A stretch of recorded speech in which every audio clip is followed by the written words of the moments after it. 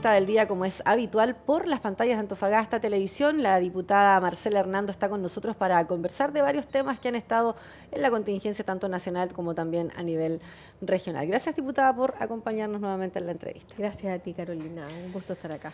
Diputada, vamos a comenzar quizás con el tema de la objeción de conciencia, que ha sido uno de los temas que también ha liderado usted desde el comienzo y que ya también el tribunal esta vez se pronuncia, y también la bancada y los diputados, algunos de Chile Vamos, que han estado persiguiendo justamente el poner nuevamente en el debate esta situación.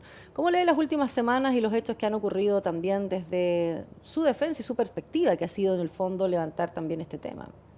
La verdad es que tal como estaba escrita la ley, el espíritu de la ley, cómo se legisló en el Parlamento, tanto en la Cámara Baja como Alta, la Contraloría había dado las directrices para que se cumpliera el espíritu de la ley. Yo creo que eso ha sido un tanto cambiado. Y lo lamento porque en el fondo se privilegian los derechos de algunas instituciones y el derecho a seguir ganando dinero, porque este es un tema, específicamente el fallo lo que dice es que ahora las clínicas privadas, específicamente las de la Católica, que atienden prestaciones ginecobstétricas en hospital, digamos, van a poder seguir vendiéndole servicios al sector público, aun cuando se hayan declarado objetores de conciencia, por sobre los derechos de algunas mujeres a necesitar esta prestación. Entonces se establece un derecho superior, cree usted, en este caso, porque pareciera ser Siempre que el derecho de la mujer es pasado allá. Siempre es una contienda de derechos. Entonces aquí son los derechos de la mujer de optar de acuerdo a su previsión social y a su realidad y a su decisión. Solamente en estos 3 casos, por optar por una cosa y se pone por sobre eso la decisión institucional de una institución en específico. Mucho ha dicho la oposición también hoy día, ¿cierto?, al gobierno, que se han intentado cambiar los espíritus o las médulas de muchas leyes, y quiero llevarla también al sistema de admisión escolar. Hoy día se está barajando la posibilidad incluso de introducir también modificaciones, algo cuyo espíritu era justamente el dar la opción sin restricción a los estudiantes de ingresar a los distintos establecimientos educacionales. Pero hoy día igual hay quejas de los apoderados en la comuna de Antofagasta. Hay cerca de 2000 apoderados que se reunían hace algunos días, ¿cierto?, criticando este sistema, y hay quienes hoy día buscan también desde el Congreso quizá reunir los votos para introducir modificaciones a este sistema que estrena además en la región de Antofagasta este año. Yo quisiera rescatar las afirmaciones que incluso algunas autoridades ministeriales han hecho respecto de que tenían poca fe y que se han ido convenciendo de que el sistema es bueno. Obviamente va a quedar gente afuera, siempre pasa. Siempre hay alguien que se queda afuera y en ese contexto se van a producir reclamos, obviamente, pero recordemos que todos los años estamos, incluso a veces en marzo, abril, con niños que están sin matrícula. O sea, no es infrecuente que haya que acomodar algunos espacios.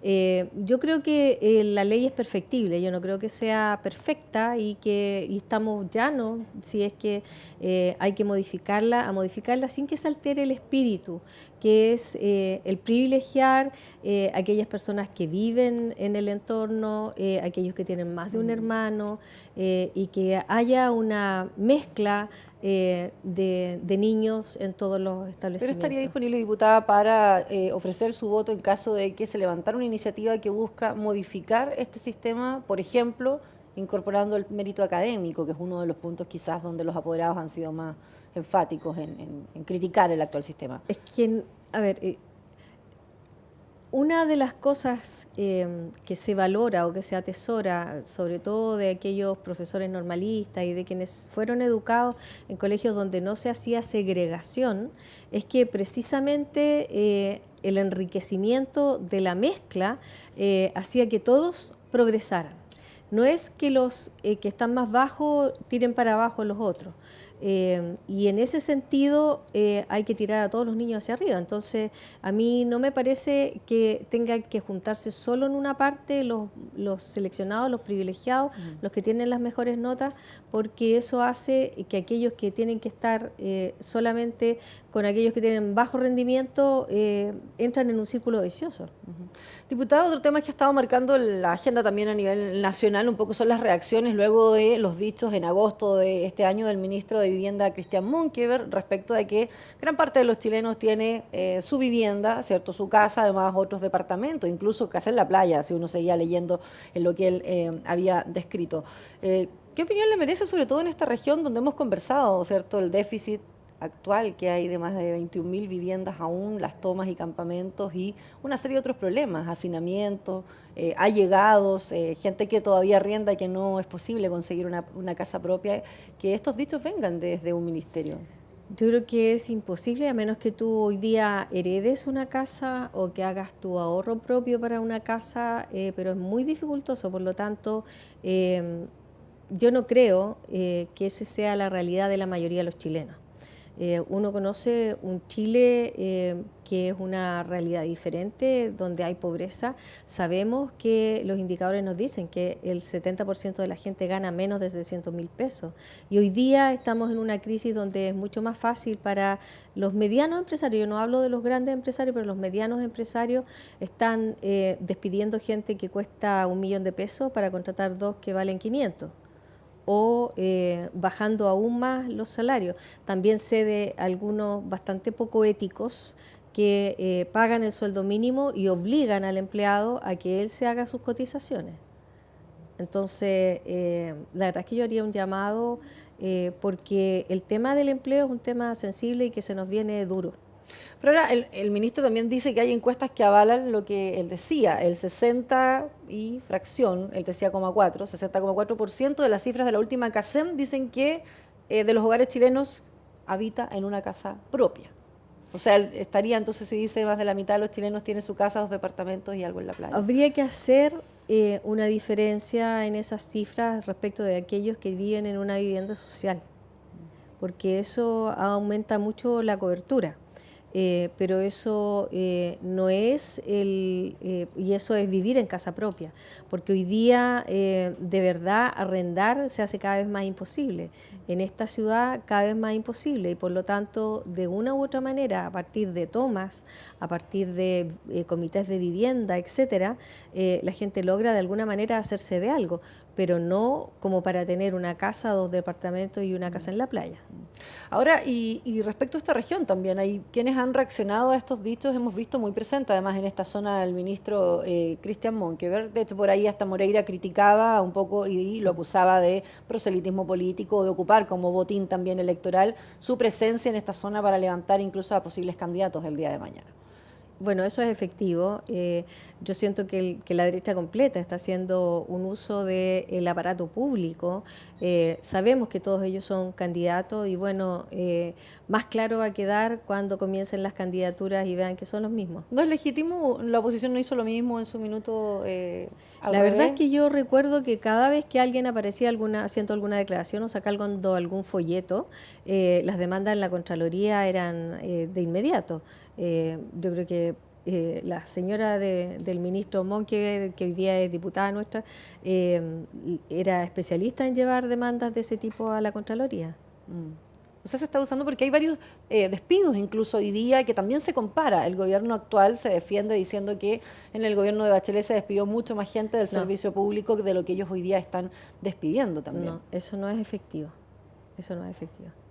¿Son distintas las cifras, efectivamente, diputado? ¿Usted Yo podría creo que ratificar? son efectivas y no solamente ocurre en el sector público. Yo no quisiera estigmatizar a que solo es un tema político.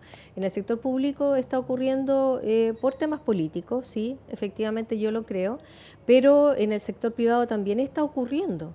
De ahí yo quiero manifestar mi preocupación porque si bien la tendencia a la robotización, a la automatización y a una serie de cosas que hoy día hacen que las empresas estén cerrando, hoy día tú vas, el edificio corporativo de La Escondida está apenas la ánima. Se han llevado la mayoría de las cosas que se hacían acá o a Santiago o incluso en Australia. Los jefes de recursos humanos están allá, están en el extranjero. Entonces, en ese contexto no solo ocurre en La Escondida, acaban de despedir gente en Spence, se sabe que van a despedir nueva gente antes de fines de año, sabemos lo del rajo de Chuqui el próximo año con 1.700, ¿Cómo cierra una proyecta entonces el termoeléctrica. corto plazo, la promesa, gran promesa de Sebastián empleo. Piñera, es crear empleo y crecimiento en esta región? ¿Vamos a tener eso a la inversa? Aunque estos meses demostrarían lo contrario porque se ha tendido un poco a la baja del desempleo regional, aunque sigue siendo uno de los más altos a nivel nacional. Yo creo que hay mucha gente que se está yendo, que al quedarse desempleada se está yendo de la región y por eso han bajado algunas décimas, pero no es lo que uno ve en la calle. Tú ves mucha gente tratando de vender alguna cosa o el comercio ambulante ha aumentado. En las notarías el número de finiquitos ha aumentado, en las notarías lo que se hace son los finiquitos privados. Y hay mucho que está ocurriendo esto a fin de año de varias empresas. Yo he sabido sobre todo de guardias o de conductores, etcétera, en que están eliminando un puesto de trabajo y creando dos, pero por la mitad del precio. Hace algunos días entrevistaba al senador Alejandro Guillé y él también estaba muy preocupado. Él dijo, pidió una reunión con el intendente para conversar de estos temas y ver qué se puede hacer. ¿Es posible que se pueda aportar desde esa perspectiva que se está viendo que en el corto plazo probablemente las cifras sean peores en Antofagasta? ¿Cuáles serían las propuestas entonces ahí también, diputada? Yo creo que el intendente está preocupado de esto, por lo menos estuvimos en una reunión esta semana y él me manifestaba también su preocupación por esto. Llevar adelante iniciativas de largo plazo en la región, como concretar algunas cosas que están pendientes del corredor bioceánico, que tienen que ver también con poner a Tocopilla en la palestra, pensar qué es lo que se va a hacer con la infraestructura que va a quedar de las termoeléctricas, que eso obviamente el desarrollar un puerto allá, que el Estado también tome parte de eso y que Calama se transforme en un punto intermedio y que podamos tener carga segregada entre los diferentes puertos de la región, a mí me parece que es uno de los caminos, pero hay que ir pensando en esas cosas. Ahora, son de largo plazo. ¿Qué hacemos en el corto plazo? De verdad que yo hago un llamado a las autoridades a que se preocupen de eso y sobre todo a la Dirección del Trabajo de fiscalizar lo que está pasando a nivel de medianos y de pequeños empresarios. Algunos analistas ven que, lo que decía usted, que hay autoridades hoy día en el gobierno regional más preocupadas de lograr apariciones mediáticas o públicas con el propósito de quizás perfilar posibles candidaturas de elección popular que de instalar ciertos temas o trabajar por algunos grandes temas a nivel regional. Sí, y lo otro es que los alcaldes de la región, una de las cosas de las que se queja el intendente es que no tienen cartera de proyectos. Y si no hay proyectos, no hay inversión, y si no hay inversión, no hay trabajo. Entonces, la verdad es que en diferente escala, pero todos los actores tienen que estar preocupados de este tema. Y siempre ha sido un tema el de los municipios no presentando proyectos, diputada, y no es posible. Se ha hablado de cómo robustecer a los municipios también hoy día. Hay muchas veces que la dotación, incluso el personal, no es suficiente o la calificación de algunos no pareciera ser suficiente. Hubo una polémica por el pago de horas extras, incluso ahora también a altos funcionarios en el municipio. Pero a través de la Subsecretaría de Desarrollo Regional hay contratación de profesionales. Y que son de refuerzo a los municipios que no tienen suficiente personal. También hay, a propósito de ese tema, a través de la agrupación de municipalidades, también tienen profesionales allí que están para eso, para desarrollar proyectos para los municipios. Entonces, de verdad, yo no sé lo que falla. A lo mejor esa proyección en el largo plazo de la comuna, porque no se observan. Nosotros teníamos una municipalidad que siendo pequeñita, uno podría decir no tenía suficiente personal, pero lo más bien que se destacaba San Pedro de Atacama. Hoy día la verdad es que está en una pobreza tremenda de proyectos. ¿Ve que falta igual de comunicación entre las distintas comunas de la región? Lo que dice Hay usted, poco trabajo en conjunto, en equipo. O sea, yo creo que Calama y Tocopilla deberían unirse en el tema de empleo, desempleo y desarrollo y diversificación de la matriz productiva de ambas comunas. Diputada, y hablando tanto de producción, ¿cierto? De lograr que estos proyectos o la matriz productiva se desarrolle, ¿cómo se hace con la convivencia y los conflictos socioambientales que hoy día tenemos, ¿cierto? En la región de Antofagasta y en todas las comunas hay distintas organizaciones que se levantan y con recursos o con movilizaciones para a lo mejor poner atención en ciertos proyectos. La contaminación sigue siendo uno de los grandes temas, lo ha sido durante las últimas décadas, quizás también Sí. en la región de Antofagasta. ¿Cómo ve la salida de la última, cierto, Seremi, la primera de esta administración, pero la que también deja el cargo? Hubo renuncia incluso ministerial también en la misma cartera de Medio Ambiente y parece ser que los temas vuelven a costar instalarse cuando hay muchos temas pendientes. Yo creo que a ver, es súper complicado cuando es gente que no ha vivido antes acá, no lo conocemos y no ha estado en los temas, no ha seguido el desarrollo de lo que ha significado tratar de hacernos cargo de los pasivos medioambientales de esta región, que es una de las regiones que más pasivos medioambientales tiene. Yo vuelvo a resucitar, en Taltal tenemos una deuda, hay más de 15 sectores contaminados que están en la ciudad. Y eso son la urgencia declarada por el gobierno, desde el gobierno primero de Piñera, durante el gobierno de Bachelet y que siguen estando ahí. Entonces, de verdad, el Estado tiene que hacerse cargo de algunas cosas. Y siento que en el caso de medio ambiente haya alguien, se necesita alguien que no solamente sea alguien que tenga una visión política del tema, que sea un actor que sepa construir confianza, sino también alguien que sepa del tema medioambiental. Es importante la competencia, por ahí algunos de la UDI hoy día criticaban que el posible nombre, que todavía no se ratifica, pero que sería un militante RN, el abogado, ¿cierto? Castro Mesa es el apellido, no recuerdo ahora su nombre, Sí. Que debiera ratificarse. Muchos criticaban también que él venía de afuera. ¿Importa, en definitiva, o sea, que un Seremi tenga un color político de afuera si lo que pareciera ser que la región pide a gritos es alguien competente para hacerse cargo de estas Alguien materias? competente que sepa de medio ambiente y que sepa además construir confianzas y redes. Mucho mejor si es de acá, porque conoce la región y conoce cuáles son los... Si no, va a tener que empezar a aprender cuáles son los conflictos ¿No medioambientales hizo bien que a nos su afectan juicio la más. Seremi Bizna? La verdad es que no se notó mucho. Al final apareció con un par de declaraciones y precisamente parece que una de esas declaraciones conflictivas fue la que le habría costado el cargo. Entiendo que fue a propósito de las aguas que estaban siendo evacuadas, contaminadas al mar. Sí, hubo trascendidos ahí que no se Sí. confirman, pero al No, parecer es claro. difícil, pero también es difícil de entender porque, o a lo mejor porque tenía un perfil bajo, no era una persona que estuviera todos los días en las noticias, tenía pocas apariciones desde mi punto de vista, entonces tal vez si están juzgando que tiene poca presencia en los medios, la tienen que cambiar por alguien que tenga presencia. ¿Sí? Diputada, ¿y qué pasa con las empresas también? Muchos especulan este tipo de cargos y también con algunos seremis de salud. Pasó con Marcos Madrigal, por ejemplo, al revelar la tasa de incidencia, ¿cierto?, de cáncer en su minuto.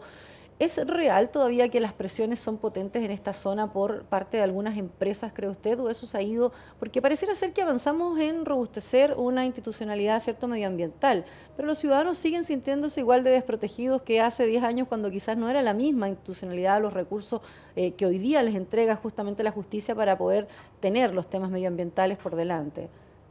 Mira, en relación a los temas de cáncer y de medio ambiente, hay algunas personas que son más mediáticas que otras. El registro de cáncer se creó en la década del 90 y yo era subdirector médico del Servicio de Salud en el tiempo que se creó. Y alcanzamos a emitir 2 informes epidemiológicos. Yo era muy crítica de la lentitud que tenía eso. Entonces, en algún momento yo después me fui de salud, pero pasaron 5 años en que no se emitió el informe. Entonces, cuando lo sacaron, muy tardíamente, el doctor Madrigal lo dio a conocer y se hizo famoso. Yo nunca tuve presiones, nunca me he sentido presionada. Una sola vez recuerdo haber sido presionada, pero tú eres dueño de pescar o no pescar. Y fue a principios de los 90 que me tocó subrogar al que era director de servicio en ese tiempo, el doctor Zamorano, cuando estaban construyendo las primeras termoeléctricas en Mejillones y se desplomó un montacarga, un ascensor, y fallecieron 2 o 3 personas. y en ese minuto nosotros le cerramos la faena. Me llamó hasta el embajador de España, pero para partir luego y que levantáramos la prohibición y ese tipo de cosas. Pero no recuerdo que otra empresa alguna vez a mí me haya presionado para algo. Entonces hoy día siente que igual las autoridades, pero ahí se necesita, ¿cierto?, la impronta política, el conocimiento técnico.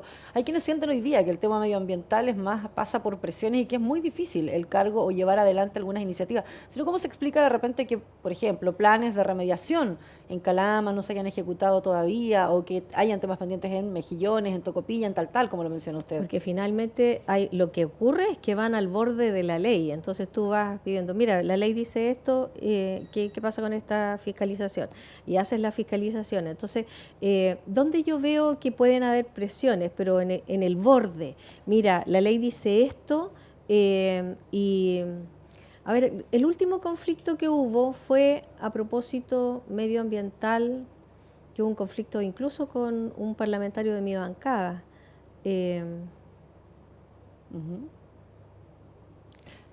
Mira, en este rato se me fue, pero son pugnas porque la ley quede más apretada o menos apretada.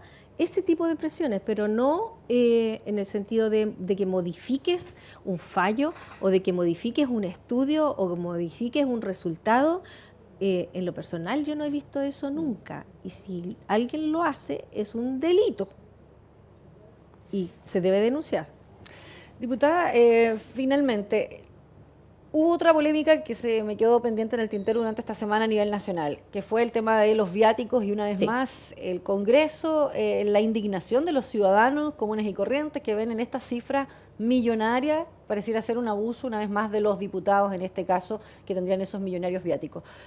Se defiende por algunos y se justifica ese gasto. ¿La postura de usted cuál es respecto de que estas cifras, porque la prensa es cierto, uno toma el total y podrá decir 940 millones o entre 1,5 y casi 1,7 de algunos, es mucho. Es bastante menos que los viáticos de los carabineros, pero no importa. Mira, te explico cómo funciona. Yo a principio de mes parto en cero, cualquiera, parte en cero. Entonces, yo hago los gastos durante el mes. Y a fin de mes, la Cámara lo que hace es decir, mire, usted estuvo tantos días en Santiago en comisión, estuvo tantos días en Valparaíso y por lo tanto le corresponde tanto, que está regulado por ley, etcétera. Entonces, si por ejemplo, un día lunes yo no tengo comisión, yo no puedo ir a Santiago, ese lunes no me lo pagan. O sea, solamente si tengo trabajo en Santiago, yo me voy a Santiago. Ahora, depende de la cantidad de comisiones que tienen los parlamentarios, por eso se ven diferencias entre unos y otros, porque tú puedes aparecer, porque unos dicen, pero este tiene 100% y este también tiene 100% de asistencia. Tú puedes tener 100% de asistencia, pero lo que se mide es la sala, solo la sala, no las comisiones. Puedes haber asistido a todas tus salas y a ninguna comisión. Algunos tenemos 4 comisiones permanentes y otros tienen 2 o 1. Comisiones investigadoras también, el número varía. Entonces, el tiempo que yo paso en Santiago o en Valparaíso en comisiones es diferente al que pasan otros parlamentarios. Ahora, a mí me pagan por ir a Santiago y a Valparaíso, pero si yo acá, un día viernes que estoy acá, voy a Calama y me alojo en un hotel, ese hotel yo tengo que pedir un reembolso con la boleta. Ya, porque yo no tengo casa en Calama.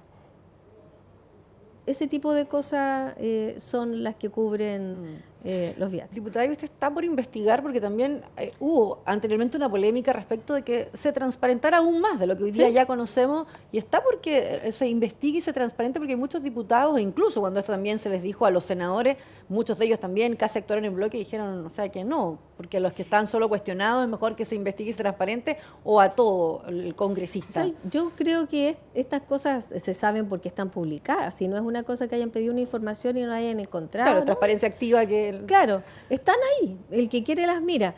Yo creo que mientras más avancemos en transparencia también es un combate a la corrupción y por lo tanto, qué bien.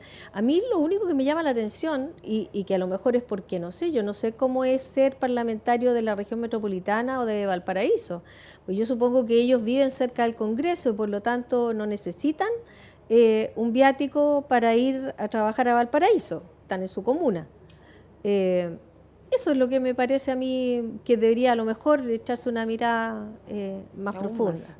Ahora, respecto de los dichos desafortunados de un colega, yo creo que él se expresó mal. Yo creo que con el viático que nos dan no nos alcanza de todas maneras para un hotel 4 estrellas o que 5 estrellas, no nos alcanza.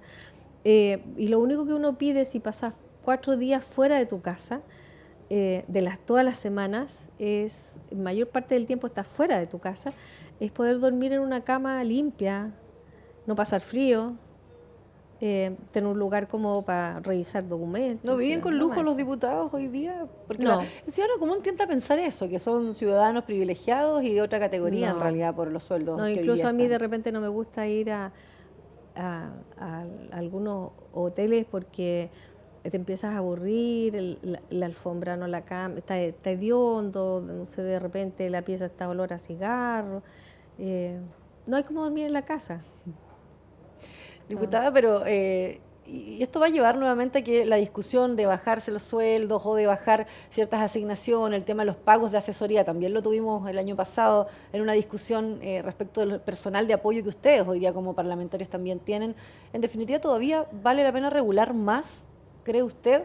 O porque también los parlamentarios dicen eso, que a la gente le parece sorprendente. No alcanza tanto más de lo No. que es necesario hacer. Y la ciudadanía piensa que uno tiene derecho, o dice, o te piden, ponte tú, regalos para la Pascua, y dice, yo le doy boleta, o le doy... nosotros no, esas cosas no son gastos justificados, incluso la ley dice que está prohibido, se considera cohecho.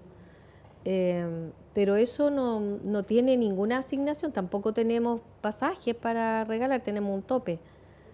Y si tú te pasas del tope, sale de tu sueldo, porque te lo descuentan. Entonces, por regular más, usted dice que está bien, como se mantiene hoy Yo día. no tengo problema en que se regule más, pero que sea toda la administración pública. Y a mí me gustaría que el Congreso funcionara como funcionan todos los servicios públicos. O sea, no es uno el que tiene que administrar los recursos, sino que es el servicio el que te provee si necesitas ir a algún lugar de un vehículo, etcétera, ¿no? Acá no. Diputada, gracias por acompañarnos en la entrevista. Gracias a ti. Gracias a ustedes también por seguir diariamente nuestras entrevistas. Nos reencontramos en una siguiente oportunidad.